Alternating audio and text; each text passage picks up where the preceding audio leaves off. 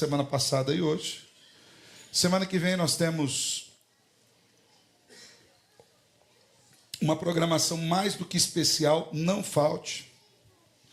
Sexta, sábado e domingo, a presença do pastor Wallace e sua esposa. No sábado teremos programação especial para as mulheres e no domingo também. Mas já no outro domingo, nós voltamos no capítulo 4 para falar dos últimos versículos. Esse capítulo que nos fala do grande encontro, do descanso que nós temos em Cristo Jesus. E aqui em especial, ele nos fala do ministério da palavra, da importância que nós temos de conhecer a palavra de Deus e entender como essa palavra nos guia rumo a esse descanso eterno com Deus. E para isso, nós vamos ler Hebreus 4, 2 versos apenas, os versos 12 e o 13. Eu tenho usado a Nova Almeida atualizada, você pode acompanhar na sua Bíblia. Diz assim o texto das Escrituras: porque a palavra de Deus é viva e eficaz, e mais cortante do que qualquer espada de 2 gumes, e penetra até o ponto de dividir alma e espírito, juntas e medulas, e é apta para julgar os pensamentos e os propósitos do coração. E não há criatura que não seja manifesta na sua presença. Pelo contrário, todas as coisas estão descobertas e expostas aos olhos daquele a quem temos de prestar contas. Até aqui. Vamos orar mais uma vez? Senhor, nós queremos lhe pedir que o Senhor fale conosco no ministrar da Tua palavra nessa noite. Que o Senhor nos edifique, que nós entendamos a Sua verdade, que essa verdade encontre lugar no nosso coração, de maneira a impactar a nossa realidade aqui, Senhor. O que nós queremos nesse momento de exposição das Escrituras não é apenas um alimento intelectual, embora ele também seja muito importante, mas o que nós gostaríamos de pedi-lo, Senhor, é que por misericórdia o Senhor toque no nosso coração, que o Teu Espírito, Senhor, venha nos convencendo da Tua verdade, e conforme nós vamos entendendo, compreendendo qual é o querer do Senhor e como o Senhor se revela a nós também venhamos a ser moldados por essa verdade que o Senhor tem nos mostrado. É assim que eu oro em nome de Jesus. Amém. Amém. No último sermão, na semana passada, no último estudo dos 11 primeiros versículos do capítulo 4 aqui da carta aos Hebreus, a discussão do autor de Hebreus estava sendo em cima do aspecto do descanso que Deus havia reservado para os crentes. E agora, a partir desses versículos, o versículo 12 e 13, ele passa a nos mostrar que esse descanso tem base nas Escrituras e que Deus, de fato, sabe quem é aquele que entrará ou não no seu descanso. Embora muitas vezes nós imaginemos que nós possamos acessar esse descanso em Deus por qualquer motivo ou por qualquer tipo de expressão de religiosidade que nós possamos manifestar, a Bíblia nos mostra que é a própria palavra quem determina quais esses padrões de entrada do descanso e como nós podemos entrar de fato nesse descanso. Quando nós vemos aqui o autor já dizendo que a palavra de Deus, ele usa isso como um argumento, ele diz, porque a palavra de Deus, ou seja, tudo aquilo que nós temos ouvido acerca da palavra de Deus, tudo aquilo que nós temos ouvido acerca de entrar no descanso de Deus, tudo aquilo que nós temos ouvido acerca da enormidade de Cristo em relação a qualquer antepassado, à lei, a Moisés, aos profetas, a palavra revelada lá atrás, tudo aquilo que nós temos ouvido tem um eco nas Escrituras, e ele define que esse eco é exatamente por causa das Escrituras, porque é ela que nos revela essa verdade. Mas a Bíblia não é um livro qualquer. O autor está dizendo que ela tem algumas qualificações que somente competem a ela. A palavra de Deus não é simplesmente uma coleção de palavras ditas ou ditadas por Deus. Também ela não é apenas um meio de comunicar a ideia de Deus para nós. Tem gente que imagina assim, a Bíblia vai falar para a gente mais ou menos o que Deus pensa, e a gente vai estar inteirado de qual seja o pensamento de Deus. Na verdade, a Bíblia é muito além disso. Ela é a revelação do próprio Deus a nós, culminada na pessoa do seu Filho, Jesus Cristo. A Bíblia é dinâmica. A Bíblia se relaciona conosco constantemente. Ela não é apenas um livro que você lê, tem o conhecimento das suas passagens e você sabe aquilo que ele fala, e depois, quando você vai visitar, aquele livro está expressando a mesma coisa. Ela tem vida, ela se renova na sua aplicabilidade. Veja bem, a Bíblia não se renova no seu sentido. Ela tem apenas um sentido exato da revelação da vontade de Deus, mas ela se renova na sua aplicabilidade, como Deus aplica essa verdade nos nossos corações e em todas as áreas da nossa vida. De maneira que a Bíblia não é uma coleção de escritos religiosos lá de um passado antigo, mas ela é um livro que fala a nós e que fala a todo mundo, em todos os lugares, em todas as línguas. É por isso que o autor de Hebreus referenda a oferta que foi dada ao povo, do descanso, da entrada na eternidade com Deus, por intermédio da palavra. É como se ele estivesse dizendo: olha, vocês só sabem que vão entrar no céu porque a palavra de Deus revelou isso para vocês. Então vocês precisam entender o que é essa palavra. Por que a palavra tem tamanha autoridade? Já parou para pensar? Por que a Bíblia tem tamanha autoridade sobre as nossas vidas? Autoridade normativa. Nós devemos agir de acordo com aquilo que as Escrituras se revelam para nós. E o autor de Hebreus faz essa referência, apontando essa autoridade, inclusive dizendo que a Bíblia não é apenas um livro, como nós falamos, ela é a palavra do próprio Deus. Quando a Bíblia fala sobre si, otorgando para si o título de palavra de Deus, o que ela está querendo dizer é que é a manifestação do próprio Deus aos nossos corações. E aqui o autor ele está relembrando aqueles irmãos que essa palavra não pode ser tomada de forma leviana, porque essa palavra ela desvenda algumas coisas acerca de nós mesmos. A palavra de Deus, ela revelaria para aqueles primeiros leitores, e ela revelará a mim e a você, se os argumentos que nós temos usado para tentar justificar a nossa espiritualidade, ou para tentar justificar as nossas fugas de espiritualidade, se esses argumentos são palpáveis ou não. Na verdade, a palavra de Deus ela é capaz de revelar se há pecados ocultos no nosso coração. A Bíblia é o raio-x de Deus, é o ultrassom, é a ressonância magnética, é o exame mais profundo que possa ser feito acerca de um ser humano para revelar quais são as inclinações do seu coração. Por isso que nesses 2 versículos, o autor de Hebreus faz uma explicação do poder, do efeito e da magnificência dessa palavra que nos revela que vamos morar com Cristo Jesus. E o que eu quero falar com os irmãos hoje é exatamente isso, sobre esse ministério da palavra de Deus. E aqui nós temos 5 verdades reveladas acerca da palavra de Deus. E a primeira dessas verdades é que a palavra de Deus é viva. Ele diz isso logo de início. É o seu primeiro argumento acerca da palavra de Deus. A palavra de Deus é viva. Vocês devem acreditar em tudo aquilo que está sendo dito, porque essa palavra tem vida. Ela não está presa no tempo e no espaço, mesmo tendo sido revelada em contextos específicos, e embora ela ela seja corretamente interpretada à luz desses contextos, entendendo esses contextos, a verdade que essa palavra revela a nós, ela é atemporal. Deus milagrosamente e maravilhosamente usou tempos e épocas para revelar verdades que são eternas. De maneira que, desde o primeiro versículo de Gênesis até o último versículo de Apocalipse, passando aí por mais de 2.600 anos, alguns estudiosos chegam a dizer que chega a quase 3.000 anos, esse período da revelação, em todos os contextos, as culturas, os povos, as manifestações, até mesmo de pecados culturais de cada um desses tempos, pelo menos 2 grandes línguas, pelo menos 2 grandes impérios,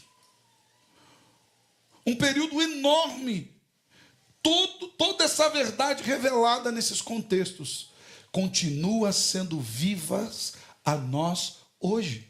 É a mesma verdade de Deus. Deus usou o contexto para revelar uma verdade que extrapola o seu próprio tempo. É isso que significa a palavra de Deus é viva, de maneira que ela continua vigente. Isso, inclusive, nos nossos dias é uma questão bastante importante, porque nós temos hoje mesmo, dentro das igrejas, é um novo evangelicalismo que tem surgido nos nossos dias, questionando a validade da Bíblia.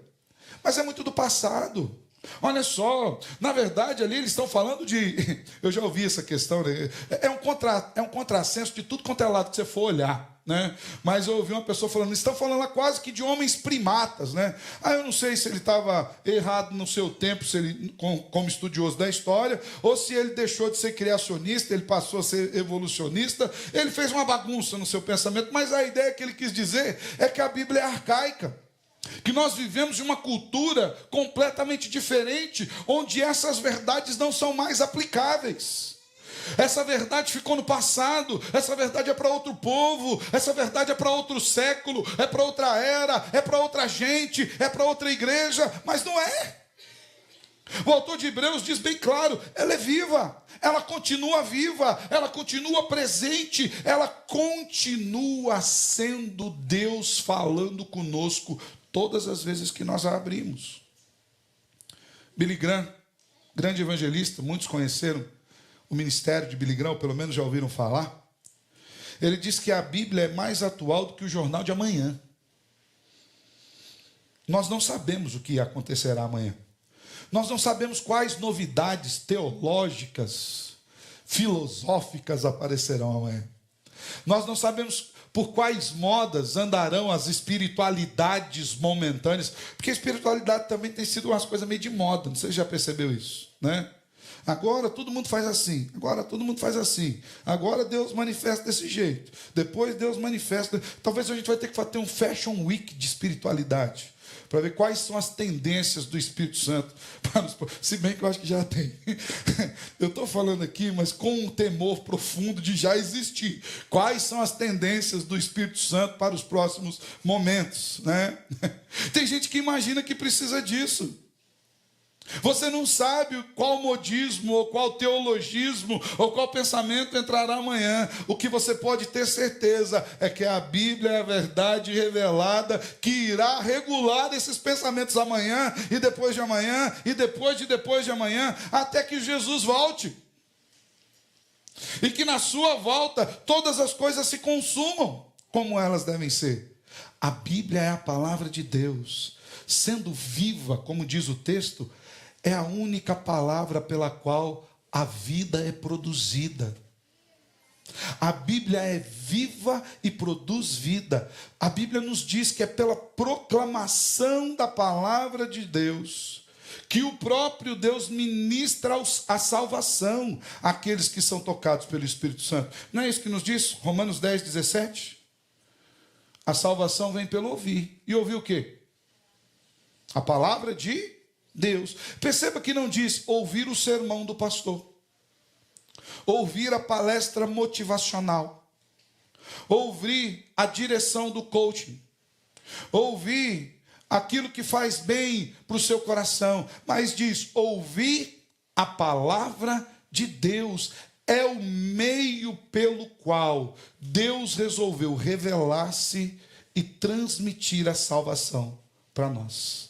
A ideia aqui é que a Bíblia é Deus falando ainda hoje aos corações. De maneira que nós podemos ter certeza de que entraremos no descanso de Deus, de que tudo aquilo que nos é dito acerca de Cristo Jesus, acerca da salvação, acerca dos pecados, do perdão e da redenção, continua sendo verdade, porque a palavra revelada de Deus continua viva e presente. Essa é a primeira verdade sobre o ministério da palavra de Deus.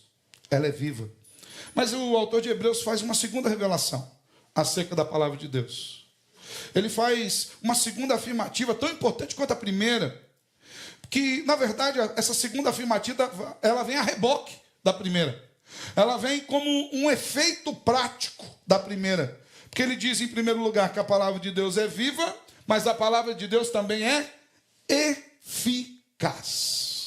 Eficaz é aquilo que produz efeito. É aquilo que tem o efeito certo, cuja a aplicabilidade resultará em algo. Você está fazendo um bolo, eu não sou um bom culinário, tá?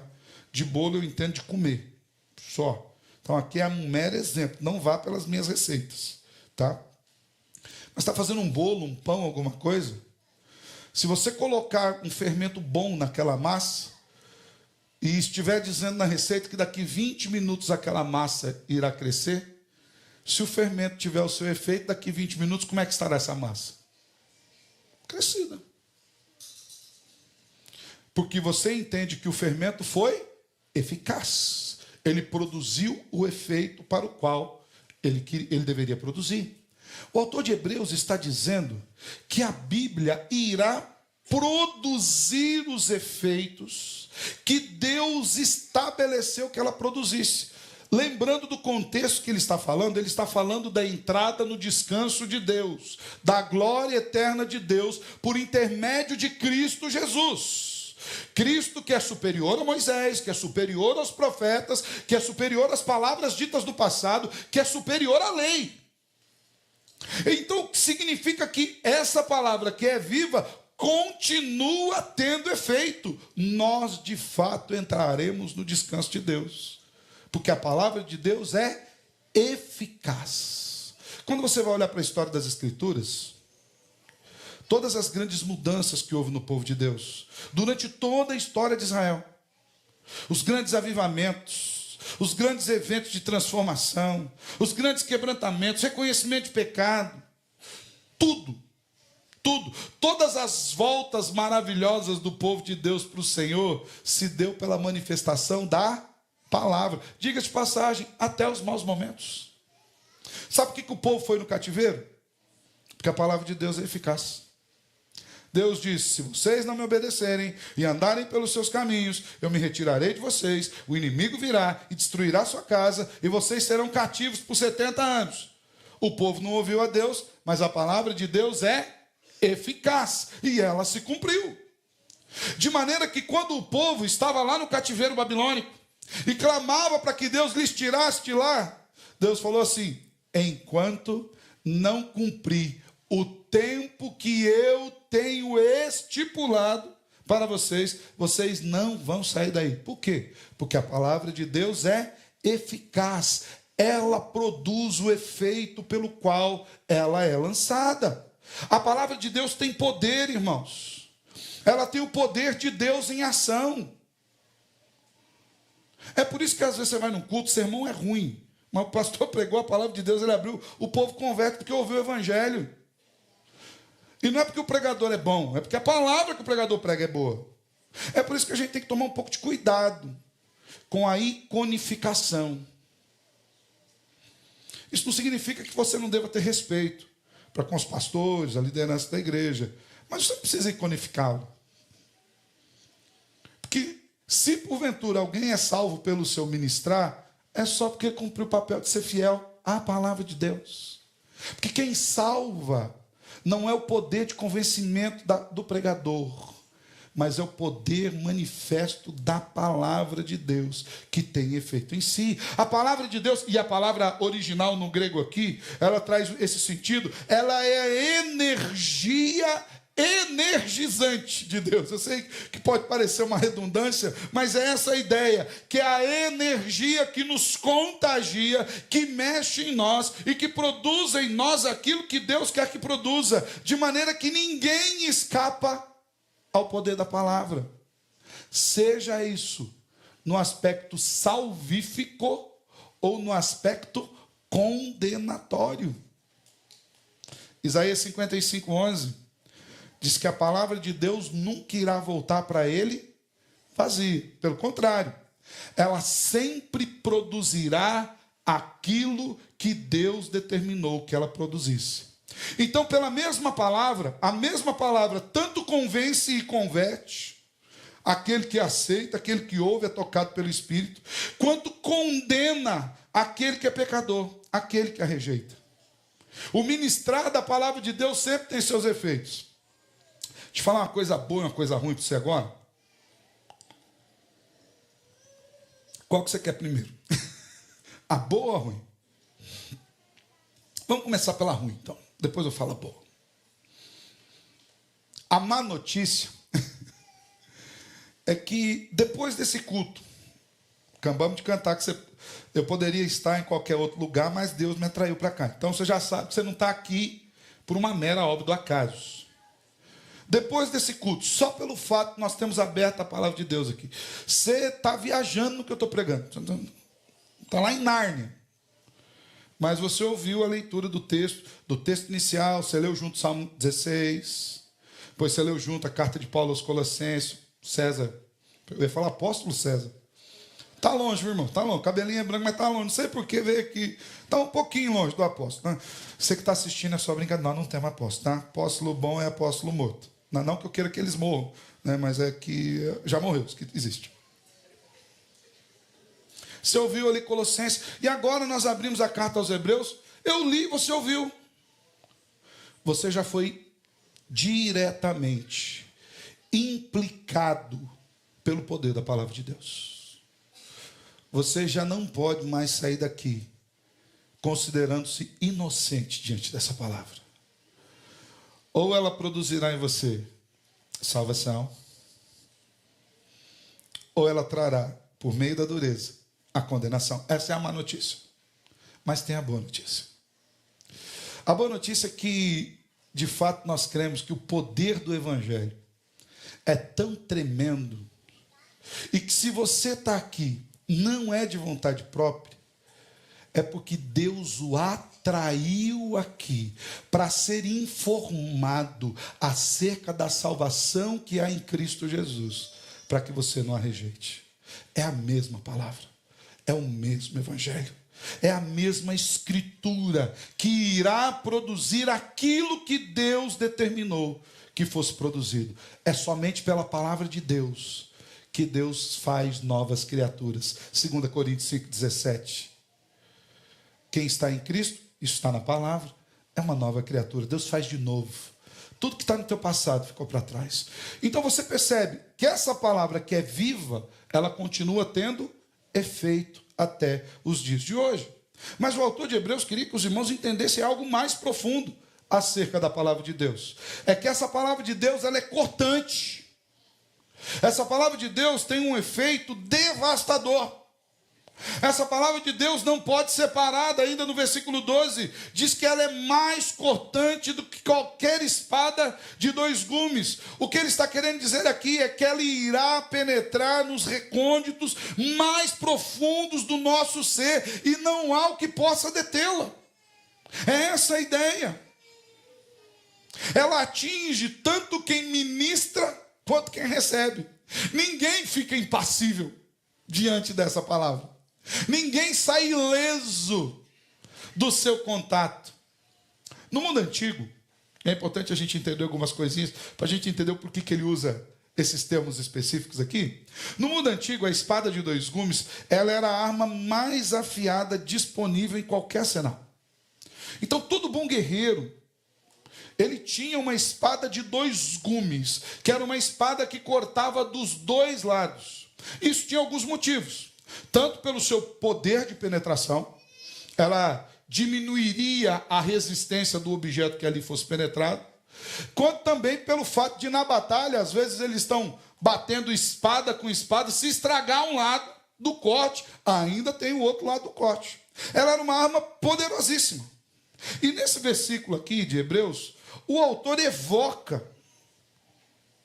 para a palavra de Deus as qualidades dessa arma. Lá em uma passagem similar, Apocalipse capítulo 1, no versículo 16, também fala que a palavra de Deus é afiada espada de dois gumes. Só que lá está falando em um contexto onde João viu essa palavra saindo da boca de Jesus e atingindo a todos. O simbolismo lá do Apocalipse transmite a mensagem de um julgamento de Deus, um julgamento severo, um julgamento justo, um julgamento terrível do qual ninguém vai escapar. Não tem onde se esconder. Essa palavra penetrante vai vir cortando. Deus tem o poder supremo sobre todas as criaturas. E aqueles que recusam escutar a palavra enfrentarão julgamento e morte. Não dá para se enganar, viu, irmãos? Tem gente que fala, não, a pessoa é de boa. Eu acredito que a religião do momento é o diboísmo.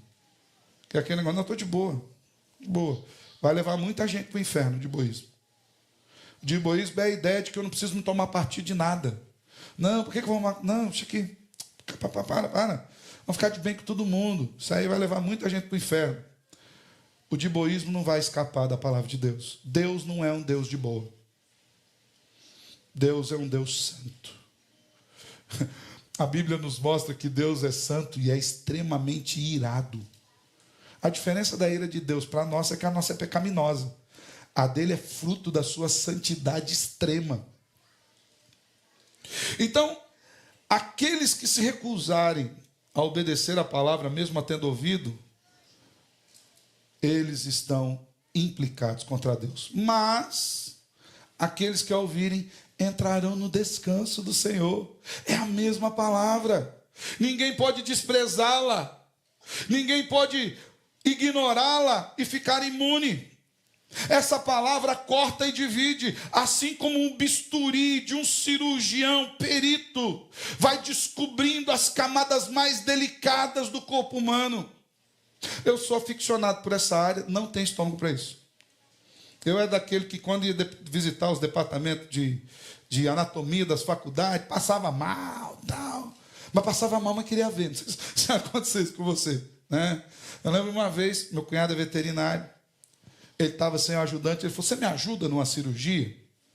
Eu falei assim, acho que é uma boa ideia, né? Era a cirurgia de uma pincher, um cachorrinho desse tamanho. Ela estava prenha, ela precisava tirar os cachorrinhos, né? E meu cunhado é menor que eu. Falei, vamos lá, Alessandro, só segura a perninha aqui para mim, tranquilo.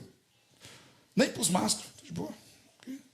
Quando ele pegou o bisturi, começou a passar na barriguinha da cachorra, eu fui fazendo assim, com os pezinhos dela. Ele falou, calma, você está bem? Vai matar a cachorra.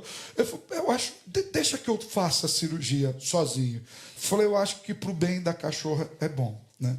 Mas eu queria ficar olhando de longe. Um bom bisturi, ele vai dissecando cada uma das partes da nossa pele, do nosso músculo,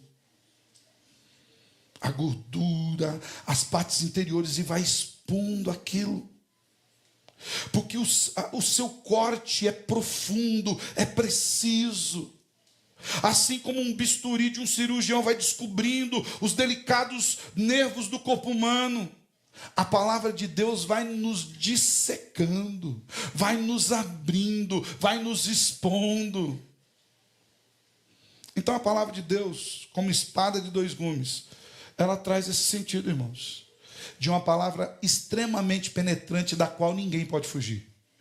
O juízo de Deus é inevitável. Porém, o autor de Hebreus, ele usa esse contexto da palavra, ou melhor, ele usa essa figura da espada de dois gumes, diferentemente daquilo que o autor de Apocalipse, que João usa no Apocalipse, falando desse juízo inescapável de Deus. Aqui ele usa a palavra de Deus no aspecto de proteção. Porque é por meio dessa espada de dois gumes que os bons soldados se protegiam contra as hostes inimigas. O apóstolo Paulo, lá em Efésios, capítulo 6, versículo 17, nos diz que essa palavra é tal qual, ou melhor, que o Espírito Santo de Deus é tal qual essa palavra e faz parte da armadura da nossa defesa. O que ele quer dizer quando ele está afirmando que a palavra de Deus é mais penetrante do que espada de dois gumes, é que não há mentira nesse mundo que a palavra de Deus não possa dissecar e nos revelar a sua verdade. É importante nós lembrarmos que aqueles irmãos estavam criando mentiras nos seus corações para que eles escapassem das perseguições por causa da fé em Cristo Jesus. Que o autor de Hebreus está dizendo assim, essa palavra de Deus é capaz de dizer quais são essas mentiras e mantê-los firmes, confiados nessa mentira. Essa palavra, nessa verdade, confiados nessa verdade, defendidos dessas mentiras. Essa palavra de Deus, cortante, ela tanto será acusatória no grande dia, quanto nos é um objeto de defesa nos dias de hoje. É pela Bíblia que nós nos defendemos das mentiras que o mundo nos apresenta. 3 verdades, mas há mais 2 ainda. A 4ª verdade é que a palavra de Deus, por ser extremamente cortante, como faca de 2 gumes, ela é penetrante e reveladora. Ela vai aos lugares mais profundos da nossa existência. E aqui ele usa algumas figuras muito interessantes. O autor de Hebreus diz que essa palavra, cortante, tal qual espada de 2 gumes, penetra até o ponto de dividir alma e espírito, juntas e medulas. A ideia que ele está aplicando aqui é que a palavra de Deus atinge onde nenhum conhecimento ou pensamento humano pode chegar. Aquilo que o homem não pode fazer, a palavra de Deus pode. Com a acuidade de um bisturi, de um cirurgião, ela revela quem nós somos e o que nós somos. Ela penetra na medula da nossa moral e da nossa vida espiritual e nos deixa completamente expostos. Aquilo que nós conseguimos esconder de todo mundo. Aquilo que talvez nem um estudioso mais sagaz consiga tirar do seu coração. A palavra de Deus expõe. A palavra de Deus traz à tona. A palavra de Deus traz a superfície, porque ela consegue penetrar ali no fundo.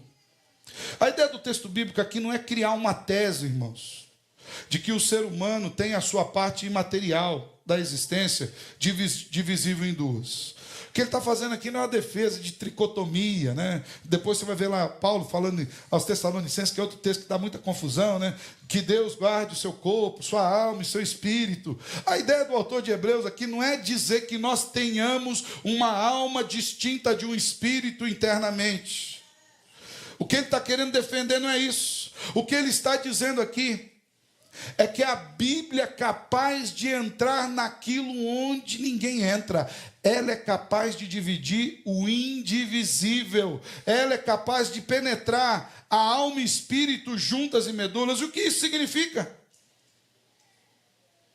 Que ela é um excelente juiz para o nosso coração e as nossas atitudes. Ela consegue nos mostrar o porquê fazemos o que fazemos. Às vezes a gente acha que as coisas são... Não, isso é meio misturado. Ela consegue tirar as misturas e mostrar. Você faz isso por causa disso.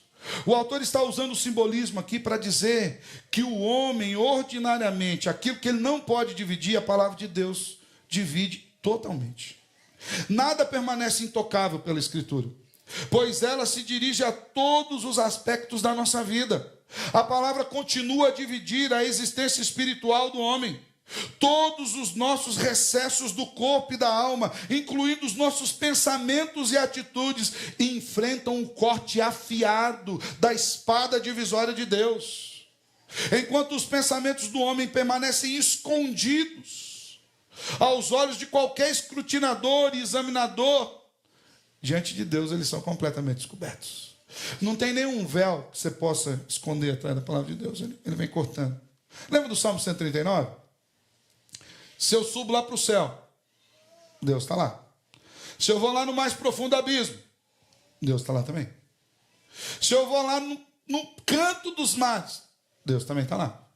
E se porventura eu disser que a escuridão vai estar me cercando a tal ponto que ninguém consiga me ver, para Deus a escuridão e a luz é a mesma coisa. A palavra de Deus revela. Ainda no Salmo 139 mesmo, no início, Davi diz nos 3 primeiros versículos: o Senhor me sonda e me conhece. O Senhor sabe quando eu me assento e quando me levanto. De longe, o Senhor conhece os meus pensamentos. O Senhor observa todo o meu andar e o meu deitar e conhece todos os meus caminhos. É isso que o autor de Hebreus está falando acerca da palavra de Deus. É desse conhecimento profundo, inigualável, que Deus tem acerca de todos nós. Essa palavra de Deus, ela é poderosa para penetrar e fazer a divisão daquilo que é indivisível, como a alma e o espírito. De fato, o homem tem 2 partes, uma material e outra imaterial. A material, o seu corpo, está aí, belisca, dói, essas coisas. E a imaterial é aquilo que a Bíblia ora chama de alma e ora chama de espírito, ora chama de coração, ora chama de inclinações. A ideia que o autor está dizendo aqui é que aquilo que ninguém consegue discernir, aquele lugar que ninguém entra, Deus entra, pela sua palavra. Quando você vai para o original aqui em grego, almas é psique. Daí vem inclusive a ideia de psicologia, tá? Ela não é uma ideia humana, tá? Psique é uma ideia bíblica, uma palavra bíblica, diga de passagem. Mas aqui, no grego, ela significa o princípio da vida. De maneira que todo ser vivente possui uma psique, tanto homens quanto animais. Porque se trata da vida física. É isso que o autor de Hebreus está tratando aqui nesse momento. Mas também ele fala do pneuma, que é o espírito, a alma, ou melhor, o espírito, que é característico apenas do homem criado por Deus. De toda a obra criada, a única sobre a qual Deus soprou o seu espírito e ele passou a ser uma alma vivente, é o ser humano. Só o homem tem o espírito, só o homem tem esse pneuma. E mediante o espírito, o homem pensa, raciocina, contempla a obra de Deus, conhece a Deus e é conhecido por ele. Os animais não têm essa capacidade de crivo moral, de conhecimento.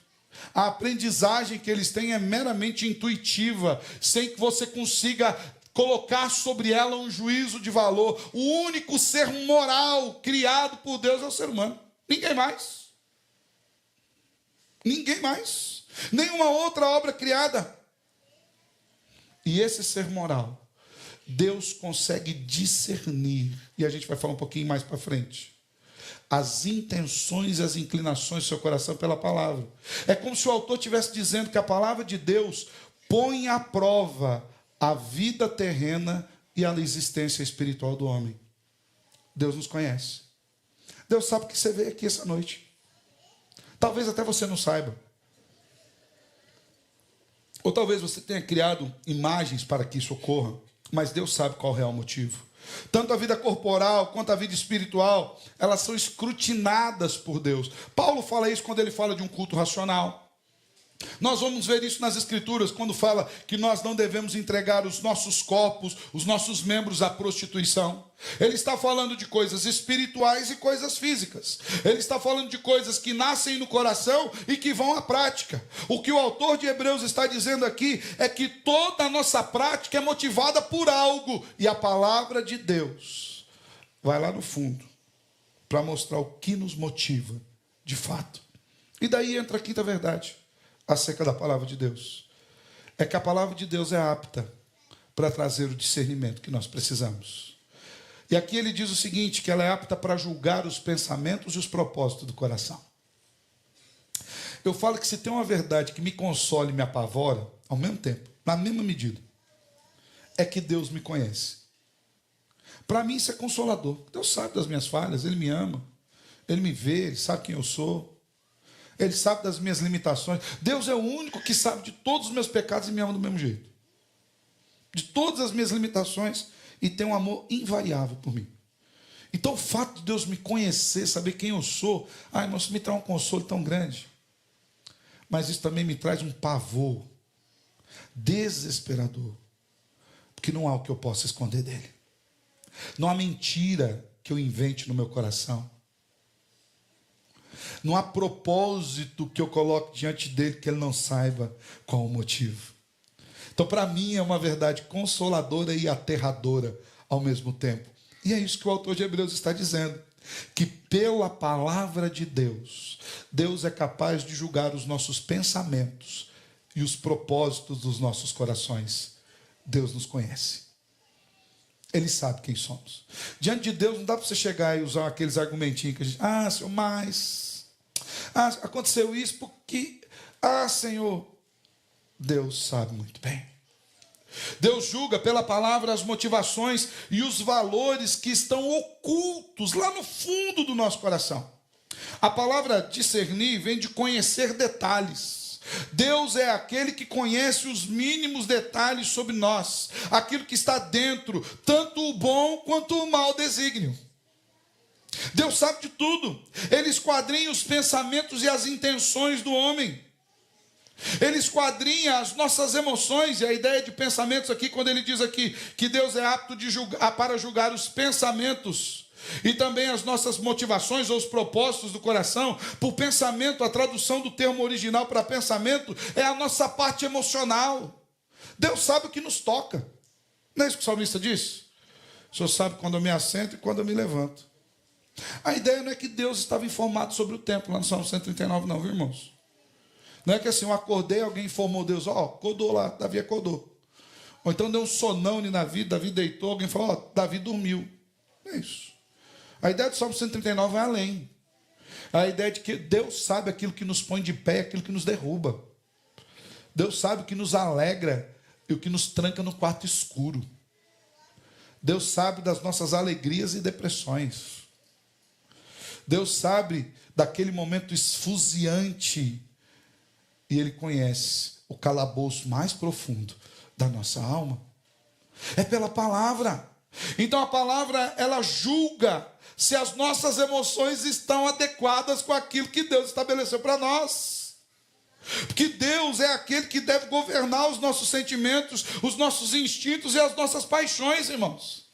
O problema é que a gente é movido por várias paixões que não são Deus. Dá um exemplo, rapidinho. Comprou um carro novo. Feliz, festa, concessionário, põe aqueles lacinhos agora em cima, né? Tira foto, a gente se emociona, comprou. Tudo bem que ali não fala quantas boletos veio no carnê, né? Eu acho que hoje o fato de não ter carnê até ameniza um pouco, né? A gente vai direto na conta, então você não tem noção. Mas eu lembro uma vez que comprei um carro financiado, veio um carnê, irmão, vou falar um negócio para você. Parece que não acabava, pagava a prestação, parece que arrumavam outro, aquele carnezão assim. Deus sabe. Aquele momento que você compra o carro, você se alegra, e aí você está feliz com Deus, e você diz, Deus é bom. Saiu da concessionária, virou esquina, no poste. Você vai ficar com a mesma felicidade quando você estava soltando lá assim? Daquela murchada. Né? Meu carro novo, acabei de comprar. Pior do que bater, o valor dele já perdeu. Não deu tempo de fazer seguro. Perdi tudo. Deus, onde o senhor estava? No mesmo lugar quando ele estava você tirando lá. Se você acha que Deus ficou na concessionária, você saiu meio rapidão, Deus, fiquei na concessionária. Não, Deus está com você. No mesmo lugar. Mas a alegria nos levanta e a tristeza nos abate, às vezes de maneira pecaminosa, nos levando até a praguejar contra Deus. Deus sabe quais são as nossas paixões. Eu lembro uma vez que eu conversava com uma amiga muito tempo atrás.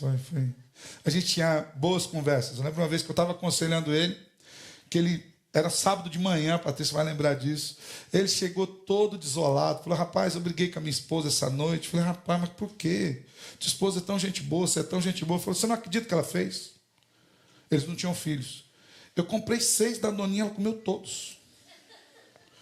Eu parei assim, como assim? Ele falou, todos. Eu acho que ele imaginou que eu estava perguntando sobre os Danoninhos. Ele falou, todos. Ela pegou um por um. Ela comeu todos os Danoninhos. Quando eu cedo fui tomar café, não tinha um Danoninho. Eu fiquei imaginando. Cada um briga por uma coisa, né?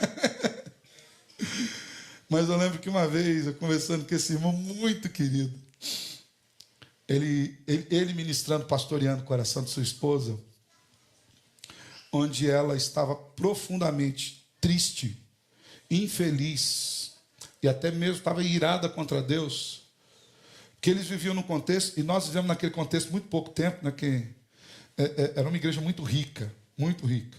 E nós era acostumados a comprar Coca-Cola de 290 e colocar 2 canudinhos para cada um beber metade. Quando o outro estava bebendo muito, se apertava o canudinho. Já fez isso?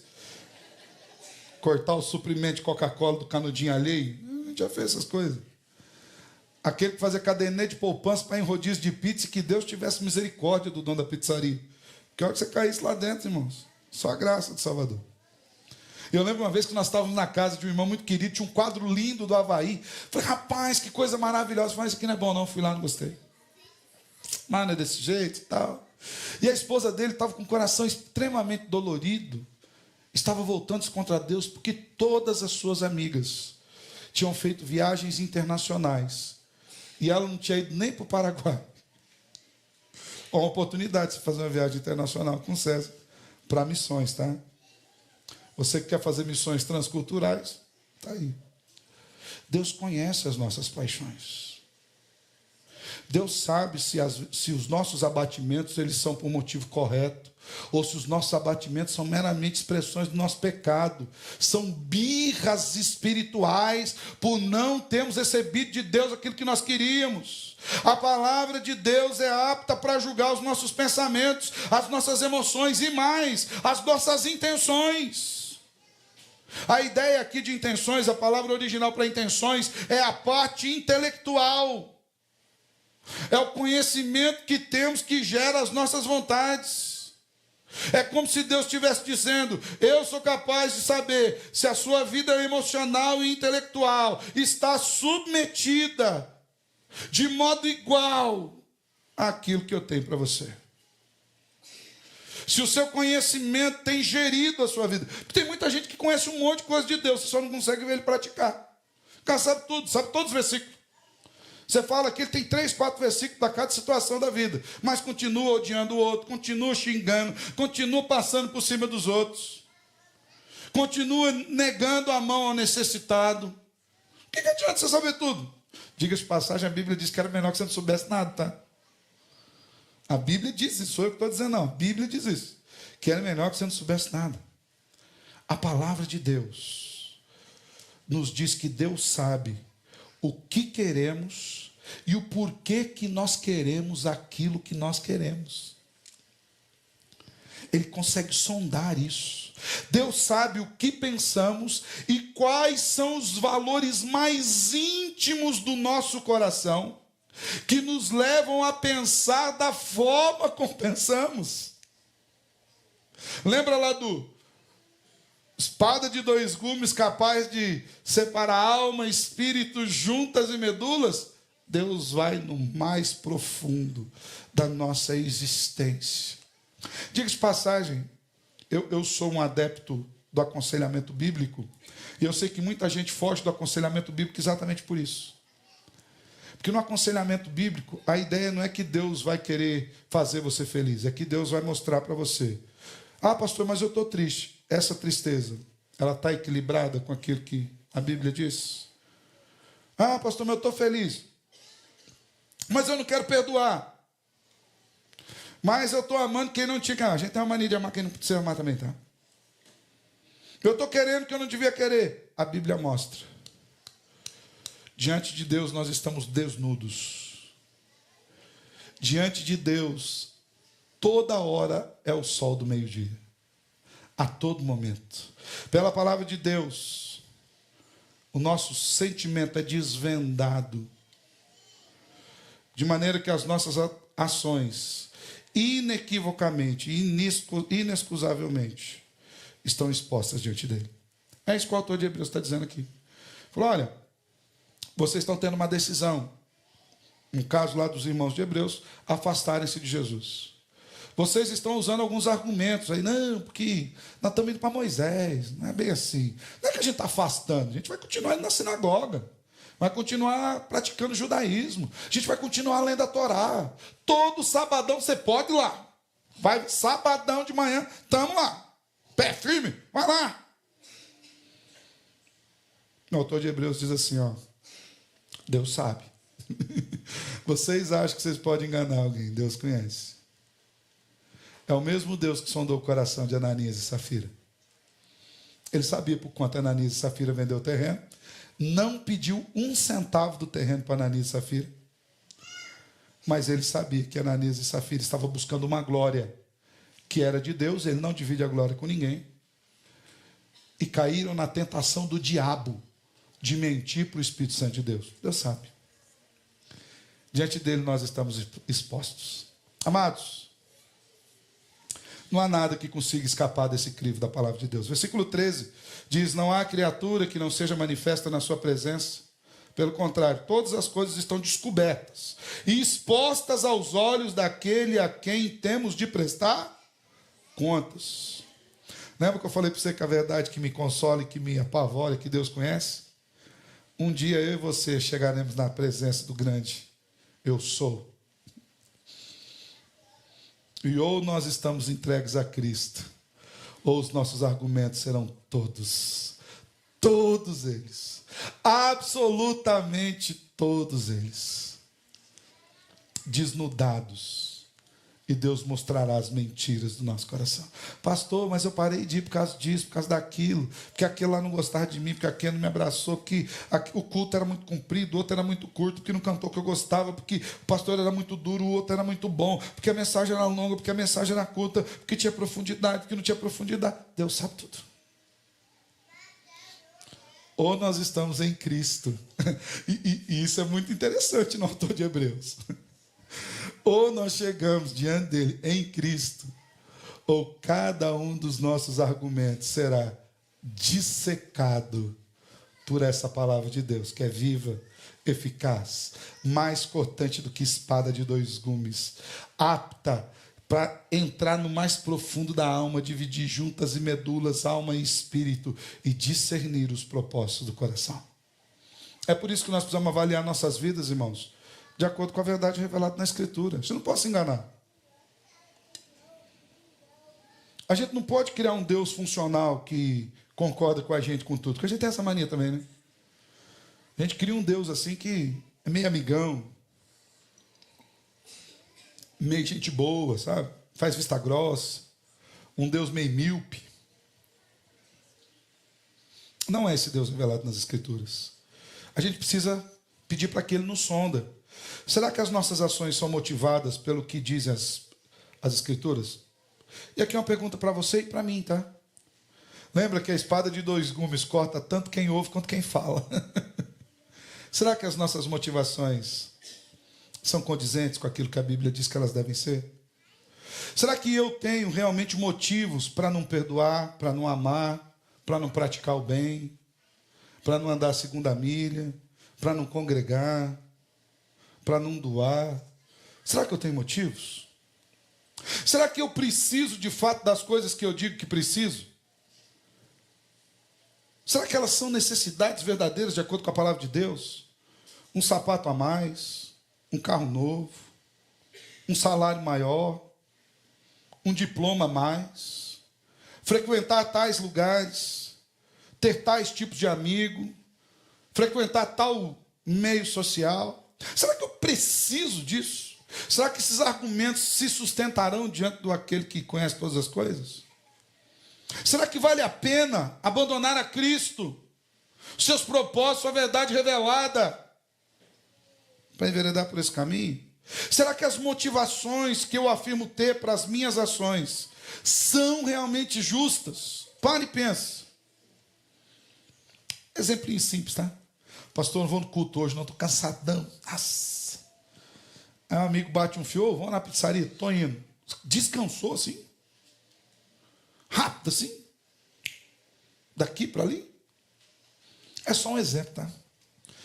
Não somos aí judaizantes, não, é só para a gente pensar se os nossos argumentos são válidos, de fato. Somente a palavra de Deus pode nos revelar a verdade de Deus. A Bíblia é o escrutínio perfeito para a minha vida e para a sua vida.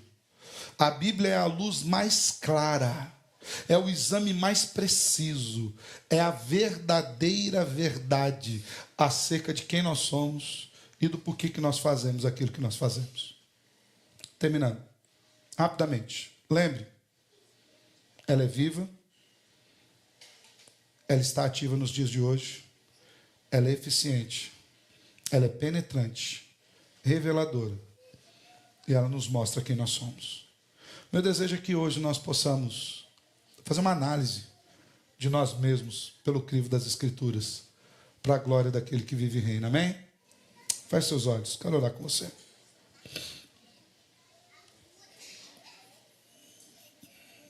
Baixe tua cabeça um pouquinho.